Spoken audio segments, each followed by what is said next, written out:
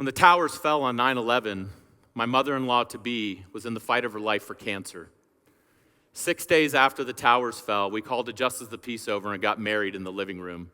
2 days later, my mother-in-law died, and 3 days later, I deployed for my first time to the Middle East. I was overseas for about 3 weeks and was able to call home for the first time. And it's at that point that I learned that Kelly was pregnant with our son. 9 months later, I listened to him being born from a satellite phone while I was in Afghanistan. By October of 2003, I had already been to Afghanistan multiple times. I was gone for basically the 2 years that we had been married. And Kelly and I had hoped to get some respite from the deployments. So I asked if I could go down to the Ranger Regiment headquarters so that I could be a part of the assessment and selection team, and I got granted that.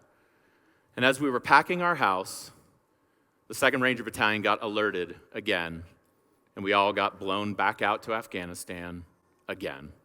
The first half of this trip was to a place called the Nuristan province. So we were clearing towns and villages anywhere from 7, 8, 9, 10,000 feet, climbing up ice chutes. We were up there long enough for just about every one of us to lose 30 pounds and for all of us to get fleas. We were also there long enough for us to take our first KIA of the war.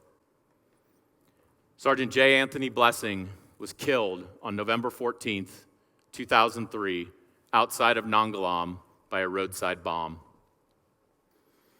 My platoon and I were 20 kilometers up the valley.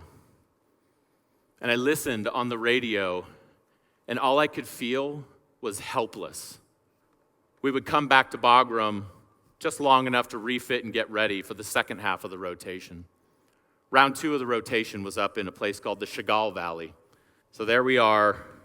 We're coming into the Chagall Valley, weighted down for another month.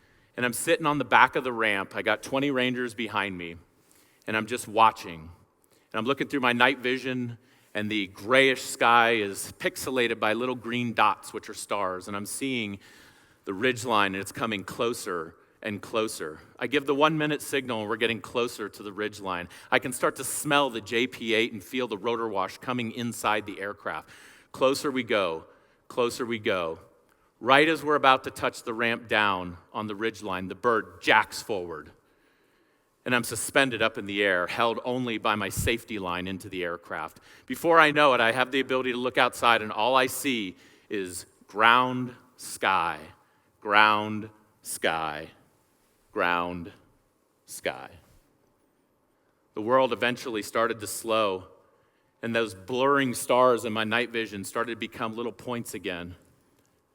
And even though my chest was being crushed by the force, I finally started to feel aircraft under my feet again, and we stabilized. We would end up deploying fast ropes, which is basically like sliding down a fire pole, except the fire pole is a rope, and it's not attached to anything but a helicopter. Ideally, you want to do that at about 10 to 15 feet. These were not ideal circumstances. We came down hot, so fast.